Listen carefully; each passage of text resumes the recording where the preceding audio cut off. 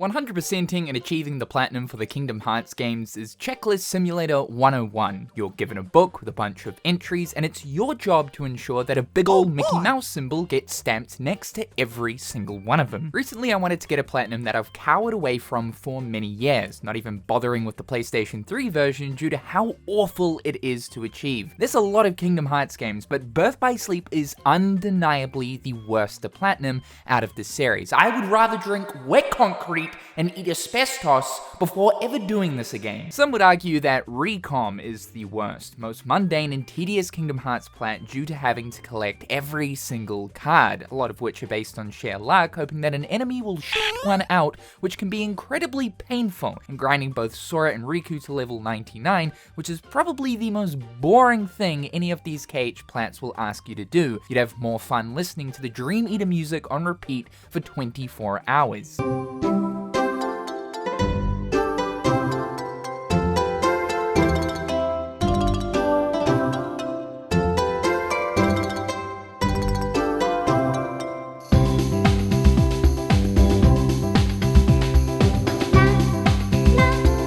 However, I've achieved both of these, and while I think Recom is a very close second, BBS is going to test every fiber of your patience and willpower. This game revolves around 3 playable characters with their own individual stories. We'll need to complete all 3 of these along with 2 additional episodes part of Aqua's story in order to finish the game. Each story is only about 8 to 10 hours long, shorter than other Kingdom Hearts games, but with the 3 combined adds up to a lengthy journey. There's also a trophy for clearing the game on critical difficulty, and it doesn't just mean finishing one character's story, it means all 3 stories plus the 2 additional episodes. For those who aren't familiar with Kingdom Hearts, critical mode will half any damage you deal, double any damage you receive, you'll obtain less HP increases, and the amount of XP that you acquire is reduced. Now the good news is that I would say that BBS is one of the easier Kingdom Hearts games to finish on critical, due to being able to get incredibly strong attacks and helpful abilities pretty early on in the game thanks to the command melding system.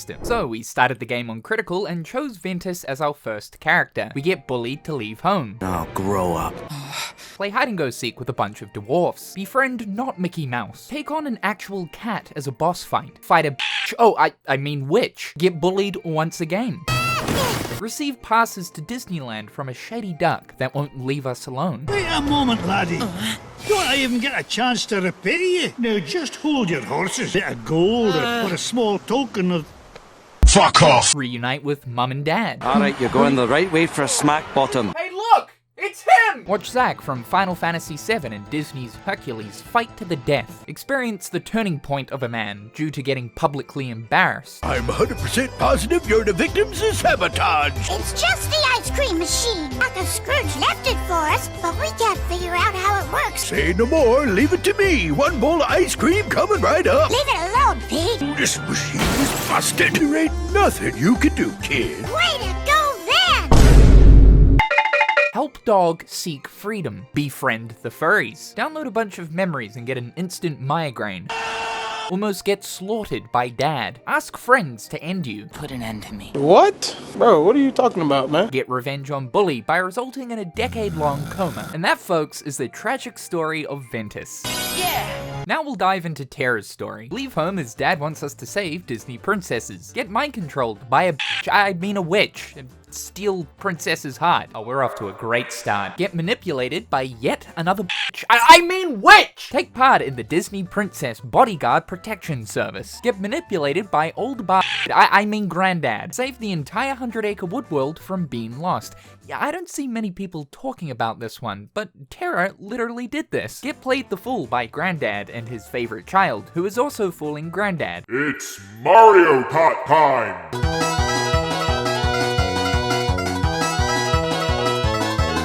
Once again, manipulation. Gee, this guy really attracts the wrong crowd. Destroy Space Dog. Beat up Disney's Peter Pan. Pass a lifetime of hurt onto a young child. Ooh, I'm about to make a name for myself here. Kill Dad. Realize you've been f***ing up this entire time. Yes, that's right. I was stupid, but I was tricked. I need to be watched. You'll go astray again. No. Confront Granddad about manipulation and fight him. Get body stolen by Granddad for more than a decade. And that is the very tragic story of terror. Alright! Now we move on to Aqua. Graduate from school. Dad requests us to babysit. Don't let him cook. He's cooked in the head. Partake in some gardening. Fight an emoji. Try to get child to go to bed. I can't go with you. What? It's just, I have to find him before it's too late. Get your fat ass back here. Save a girl from inevitable doom by casting spell on necklace. Start getting frustrated with child as he refuses to go to bed. Take your ass to bed. For some reason, the demons want to play fruit volleyball? What? Get hit on by a guy that's not even from this game. Adopt dog. Help furries find treasure. Wholesomeness times 9,000. Save mouse from black hole. Take notes, mouse! That didn't take 10 years! Child is now aggressively refusing to go to bed, and we must put him down. Create castle amnesia. Child is finally in bed. Somebody call the police! Save Dr. Darkness from Realm of Darkness that ultimately creates a string of very unfortunate events and results in us being trapped in darkness for more than 10 years. Make way through RuneScape Wilderness. Fight a very hungry dog. Get teaser for game that would take another 7 years to release. And that, folks, is the chronically painful story of Aqua. That's the way. At this stage, we've grabbed a bunch of trophies, but sadly, this is where the painful part begins. Birth by Sleep is asking you to do everything here, but not just once. Oh no, that would be too kind. It's asking you to do everything 3 times. I focused on 100%ing one character at a time, starting with Aqua. First, we need to complete the Mirage Arena for the Arena trophies, along with giving us the best Keyblade in the game and some commands required for the command collection entry that can only be acquired here by spending medals. The arena has its own record entry that consists of a bunch of tasks, and as we complete them, our arena level will increase, unlocking even more arena fights to take on. So we rumbled our way through as many arena matches that we had unlocked. These are fairly easy, with the bosses not being too much of a pain in the ass, aside from maybe Villain's Vendetta, which is a boss rush of all previous bosses you've fought throughout the different matches. However, we'll get to a point where we have to start doing rumble racing. This is Kingdom Hearts' very own kart racer, and we're required to come first and finish all 4 tracks within a certain time. I think it's kind of amazing that this minigame even exists. Like, yeah, it's a pretty bare-bones kart racer, and sometimes it feels like it straight up doesn't work, but completing these races are fairly easy if you ensure to race against only one other CPU to save your booty from being slapped all the time, and use the incredibly bad drifting brake mechanic, as there's a lot of tight corners in these maps. Here's where the awful piece of cheese gets sliced. Win 7 command board matches. This would probably have to be the most hated minigame in all of Kingdom Hearts. It's a take on Yuji Hoри's Itadaki Street, also known as Fortune Street, that got a bunch of video game releases over the years since 1991, and even getting a Final Fantasy and Dragon Quest crossover game along with a Mario one. It's very similar to Monopoly, where you have to roll a dice to move around a board, spend money on plots to increase your value, where the goal is to walk over the 4 colored plots to return to the starting point to receive a payout until you hit the total GP goal. Now, when Birth by Sleep first came out, I despised this, mainly because, well, I was awful at it. But to be fair, over the years, I've warmed up to the command board, even to the point of kind of enjoying it. You'll eventually move into a rhythm of how to win, like consistently, by smartly using your command cards to purchase plots, to ensure that your return to home bonus is decent, but to also use these cards for mainly double dice and stun. Other than the occasional joker, the CPUs almost never use the card abilities, which gives you a major advantage. Though for whatever reason on my Terra game here, versing Tigger, this man would pop double dice after double dice. What the f is going on here? Sometimes the game will give the CPU unbelievable luck with providing insane rolls and ensuring they land on the mystery panels, which can provide mainly major bonuses but also disadvantages, like spawning Captain Dark, who will relentlessly slap your ass, steal your money, and even spend your money on unwanted plots. Did you see that? Did you see that? I'll catch up. Did you see that? Did you see that? Why are you like this? Most of the time though, it's not hard to win these. It's just time consuming, especially if you get unlucky and lose, meaning that you're adding 1 additional round of command board onto the already ridiculous total you have to do in order to get the platinum. Yeah, I mentioned that I've warmed up to this, and I definitely have, but 1 to 3 games is enough and I've filled my quota. Remember that you'll have to do all of these arena missions 3 times across Aqua, Ven, and Terra, meaning that we'll have to win 21 games of command board. But hold on a minute, we'll also need to get some commands and a D-Link that can only be obtained from the command board, but not the one in the arena. It has to be the one accessed from the main menu. Wait, what? The Meteor Shower Shotlock and Focus Block can only be acquired by landing on the bonus panel on the Royal board. This means we'll have to try our absolute best to land on these panels by the sheer luck of the dice. The good thing is, we don't have to win, but it's not guaranteed, meaning it could take multiple games just to get these. We'll also need to get Ragnarok, that's a part of a bonus panel on the Keyblade and Secret board, along with the Pete D-Link that's only given when you land on a mystery plot and by chance get Captain Justice or Dark or winning a game on the Secret board. This means that at the very minimum, you'll be required to play another 8 games of command board, meaning that the grand total is about 29-30 games, but could even be more depending on your luck.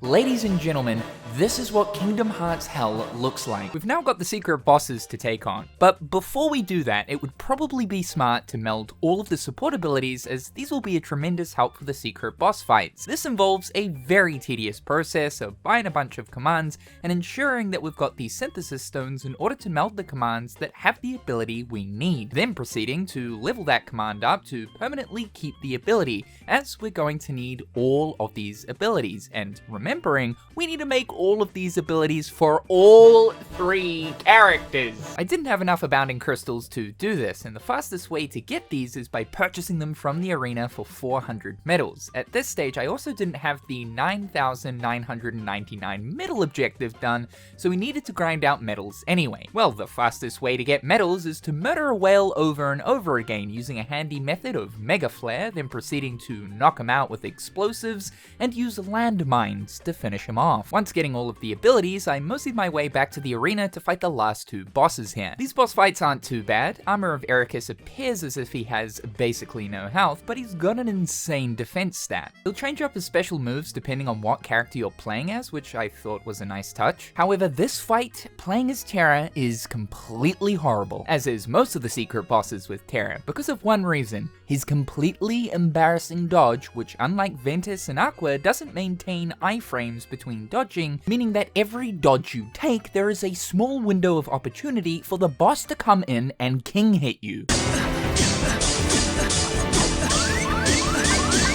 It's insane because Armor of Ericus is a cakewalk for Ven and Aqua, but for Terra, oh, he'll whip out Discipline stance and beat your ass into next week. Awesome. It's probably gonna hurt. What is actually happening? Why the f are you so rough with me, Dad? What is wrong with me? I'm combo locked and I can't do anything. What the f is going on? Someone. Sweet, I love this. Yup. Yeah, I mean, canonically, I suppose we deserve this, given that we did murder him.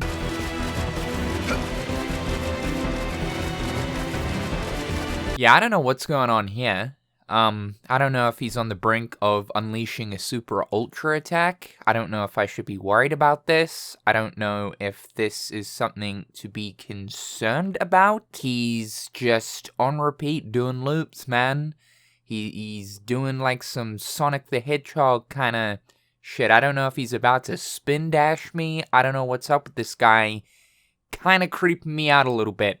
I think he might be a little bit brokey. No Hard is straightforward, and funnily enough, I found him to be the easiest as Terra, as he doesn't dish out consistent fast hits unlike the rest of the secret bosses, and due to Terra's dodge covering so much distance, it means you're able to make space from him easily. Because of this, we can make some distance to use the shot locks and lay mines to our heart's content. No Hard really is one of the easiest secret bosses out of the entire series, which is hilarious because this is meant to be a data version of Master Xehanort. And voila, we obtain one of the coolest Keyblades in Kingdom Hearts, which, fun fact, it's one of the few that's stronger than the Ultima weapon. Now to take on the 2 hardest bosses of BBS. First is Vanitas' Remnant. When you get into this fight, you notice that his HP bar is pretty small. I mean, there's only 1 bar here. How hard can this possibly be? Look at that, it is embarrassing! Then realized that this man is made out of reinforced tungsten, and good luck trying to land a hit. This dude's just popped 3 Red Bulls and 100 milligrams of Adderall. Remnant can be a bit of a headache at first. You absolutely cannot go into this fight with Cure in your command deck, otherwise this man will just play Simon Says with you being Simon and constantly dose himself with vitamin D. Instead, healing items are the only way around this, as the idiot forgot to put chicken soup in his lunchbox. Most of his attacks are incredibly fast, some of which will blind you if you're hit, and if you're playing on critical, 1 to 2 hits is enough to be put 6 feet deep. He's only got a few openings, so most of this fight revolves around constantly dodging and waiting until he finishes a string of attacks to lay some mines or quickly zip in for a few smacks. The fight isn't too bad with Vent and Aqua, but Terra was just not built for this. NANI?!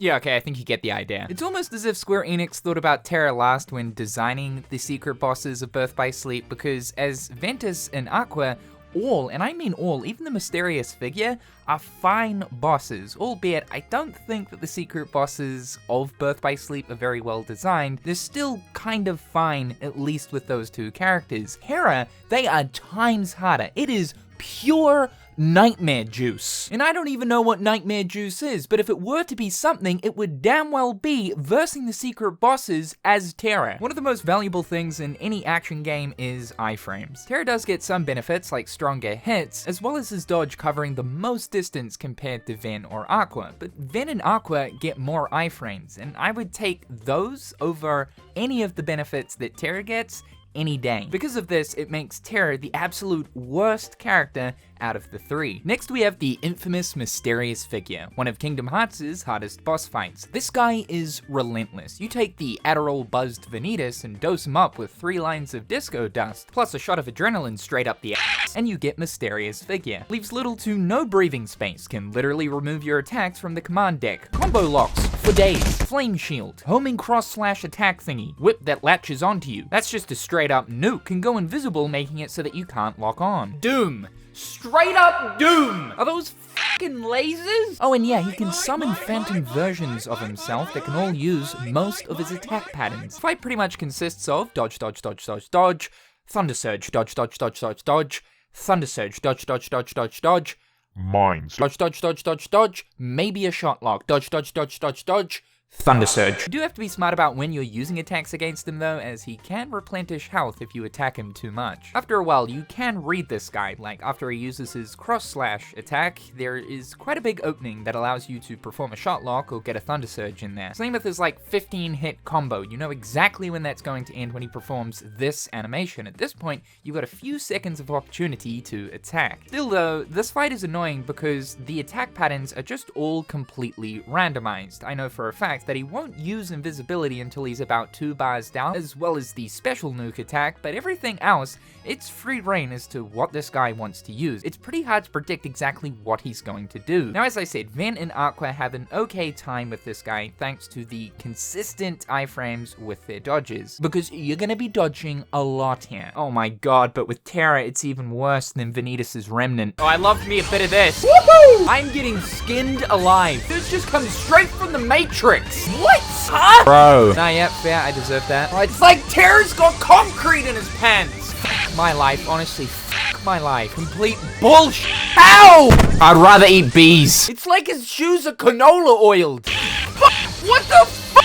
Ah, shit. He's too quick! You wanna know something really funny though? So getting every single treasure chest is part of getting 100% in the reports for the platinum. As Terra, my few remaining chests were in the Land of Departure, but I couldn't collect these until I had defeated the Mysterious Figure. One of the chests here contains a pulsing crystal, which I couldn't collect because I already had 99 in my inventory. So here's the thing, my dumbass thought that in order to get rid of the pulsing crystal, you had to sell it. So I left the world, I visited the fucking Moogle. No, in order to get rid of them, you don't sell them, you can't sell them, you've got to meld them, and I could have done that right there. Do you know what this means?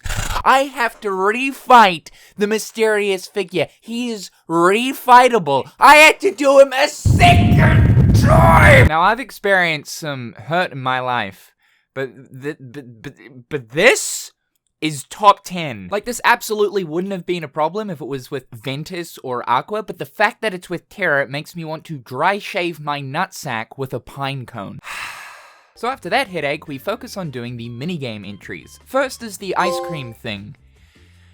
Why am I doing this? The worlds are at stake and I'm creating ice cream flavors with 3 ducks in Disneyland? So Huey, Dewey, and Louie want to become the Gordon Ramsay of ice cream, apparently, and we need to find them in order to make different flavors. Throughout each world, you can find rare prize pod unverse that, for some reason, shout out ingredients like Toon Basco, Mary Nut, Nutty Nut, Frizzy Tizzy, Mary Dairy. Alright, whoever came up with these names, I love you. It's a matter of finding the spawns in each world and collecting the drops to make the flavors. In return, we'll get the Sweet Stack Keyblade, a delicious looking weapon. It's a key made out of frozen milk and sugar, along with a bunch of ice cream usable items which can force you into command styles. Using these items will also give you a 20% chance of activating the game's most unique command style, so long as you've completed the ice cream beat minigame, that I feel most people don't know about as they probably won't bother with this ice cream nonsense, and that's Frozen Fortune. This will literally allow you to attack with ice cream. That's it. That's all there is to it. You get to shoot scoops, bro. It's amazing. The other half to the ice cream nonsense is the rhythm-based ice cream beat minigame. Woo! Look at them go! These ducks have some move! There's a total of 5 songs here with 2 different difficulties, beginner and master. Depending on your performance, you'll get 1 of 4 ratings, bad, good, cool, and fantastic. Now, there is a trophy here for completing every single song on master mode with a fantastic rating. In order to unlock master mode, you'll have to clear the song first on beginner mode with at least a rating of cool. So yeah, at first, I struggled with this. I've never really liked this, so I've always kind of stayed right the hell away from this. There is something about this where the timing just feels awful. And after getting a fantastic rating on all of the songs multiple times, I can tell you, there is something about the timing of this minigame that still feels awful. The insanity portion of this, though, is that you'll have to do a total of 30 rounds of ice cream beat. My god. If the command board shit wasn't enough, this is it! Because remember, you have to do this on all 3 characters. The good thing is that you only need to get a fantastic rating on master mode for all of the songs on 1 character for the trophy. For your 2 other characters, you simply just need to play all of the songs on master mode to get the minigame entry in the reports. In my opinion though, we still haven't even touched the worst minigame in not just Birth by Sleep, but in Kingdom Hearts as a whole. And yes, I'm saying beyond that of Command Board, like I said, I kind of like Command Board, I am talking about Fruit Ball. This sucks. There are 3 opponents to beat here. We've got the Bruisers, Chip and Dale, and Captain Justice, or Dark, depending on your character. You'll need to beat all 3 opponents here in order to get the trophy. But you will need to beat all 3 opponents on all 3 characters, because Pete gives you the Chaos Snake Shotlock, which is required for 100% in the reports. Damn it. And it's pretty easy to beat both the Bruisers and Chip and Dale. They kind of suck at this game. But holy shit. Pete, I don't know what he's doing running around with Maleficent trying to take over worlds. Clearly, he's not cut out for that line of work. But if he were to just simply pursue Fruit Ball, this guy would be the reigning world champion. The best course of attack here is to bump the fruit up into the air and to aim with the analog stick, because yeah, that's a thing, and shoot it towards the goal. Still though, this is just completely random. It is chaos, it is a nightmare, it is a mess, there's fruit flying around everywhere. Most of the time, people manage to break the grape. The grape is like the ultimate weapon here, because if that breaks, it splits off into like 8 different fruits that count as 8 separate points. The bananas too. Oh god, don't get me started on the bananas. If the banana fruit bursts, it will create banana peels on your court. And you know what's insane? We can get hit by an anime beam of mass destruction and stand right back up and get right back into the fray. But if we slip on a banana, oh, we're out for like 10 seconds.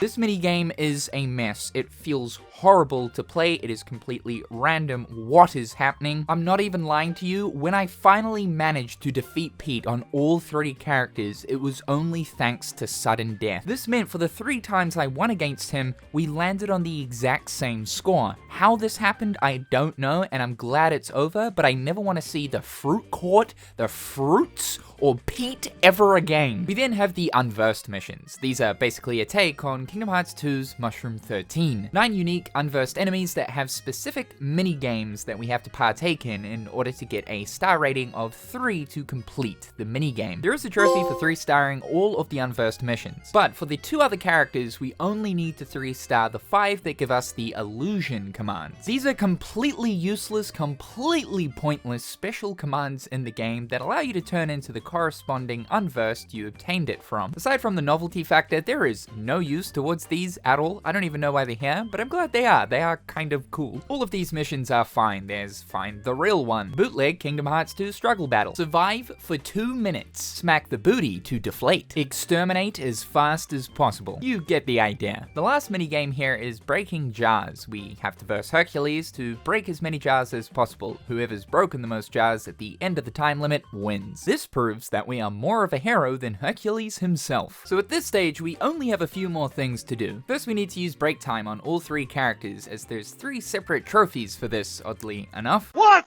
are you doing? We've also got the sticker book we need to complete. For some reason, there's special Disney stickers scattered all throughout the world because, you know, magic and stuff. Upon collecting all of these, we can then put them into our sticker album. Now, the stickers are supposed to be in specific spots in the album, and you'll know that you've got the right spot when the sticker starts to sparkle. God, this can be so frustrating. Come on? Yes? No? Yes? Come on? Here? No? Here? Maybe here? No? Where is it? Where's it supposed to go? Now, we don't have to just collect every shot lock, but we also have to use every shot lock, as it counts as a hit count entry in the record section. It's also the same here for D-Link. We'll need to level up every single D-Link in the game across all 3 characters and use the 2 finishes at least once to get a record of the high score for that finisher. And this is the perfect time to talk about... Is that a fucking pineapple? About the Pete D-Link, as I'm sure not many people came across this playing Birth by Sleep, as they stayed very far away from the command board. But I have to say it's kind of worth it, like maybe, because you get to literally drive in a car and drift through your foes as the finisher. This is just straight up one of the coolest attacks in Kingdom Hearts as a whole. We then have the command melding. This is something that I left for last. Oh my god. So yeah, we've got to make every single attack in the game across all 3 characters. That's 600 different commands. Just like the ability melding, the command melding is tedious. You'll do a bit of the command melding with the ability melding, but still, there will probably be some leftover commands that you'll need to create. This in itself can take some time, unless you've spent a lot of time throughout the story of the game melding commands. By the end, you'll probably have a lot of empty sections. It's just this tedious process of buying a bunch of commands from the Moogle, using commands you've already got, melding them together, using a spreadsheet of what exactly you need to put together in order to get the required command. It's horrible, it's annoying, it's boring, and you've got to do this 3 times! The final thing here, and what was probably my last agitation towards this entire process, is the finishes. So all 3 characters have a bunch of different finishes. You can unlock more finishes by fulfilling certain conditions while using your currently equipped finisher. These can range from just basic XP, like obtain so much XP while having this finisher equipped, activating a certain command style, collecting money, but man, the worst one. There's a few finishes here that require steps in order to be leveled up. Some will require you to take 7,000 steps, others will take 8,000, some others might take 4,000. If we total up the amount of steps to get all of the step required finishes, Holy shit, it's like 40,200. Now, I wasn't aware of this, and this was one of the final things I had to do. This wouldn't have been a problem if I knew about this partway through doing this process, right? Because in the background, while doing other things, I would be taking steps, and by the time I finish the other things I have to do for the platinum, I should already have those finishes unlocked. But nah, I realized this towards the end of the process. I think this is one of the most uninspired ways to level up anything in any game. Like, god damn, dude, this is not like some open world game. This shouldn't be a thing. What is going on here? Why do I have to get my cardio in to get my cool attack? And here is the final moment of me achieving the platinum. This is it! Drifting my way to the platinum! Why is it not popping? This is meant to be the last thing. What? Game records. The only thing that's left here is hit counts. It should have been the Pete D link. Okay, what am I missing? I'm so sick of this! What am I missing? It's a shot lock. Oh my god! This time, let's go. It's kind of hard to do with one hand. Just let it. No. How do I do this with one hand? Hold on. Shit! Let this be done! This is it! Is that not it? What else do you want me to do? What am I missing? Do it. Let's see it. Yes! It is a sight to behold.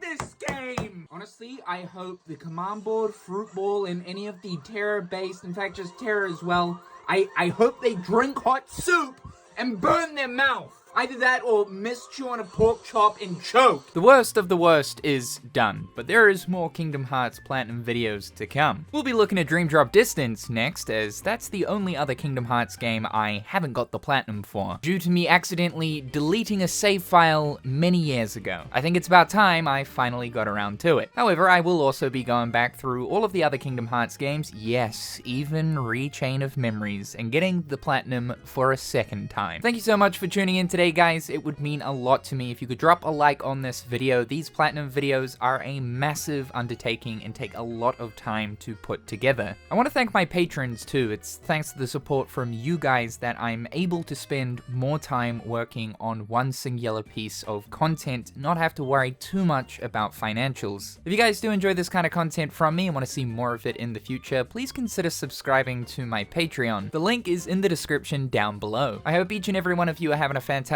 day, and we'll talk real soon.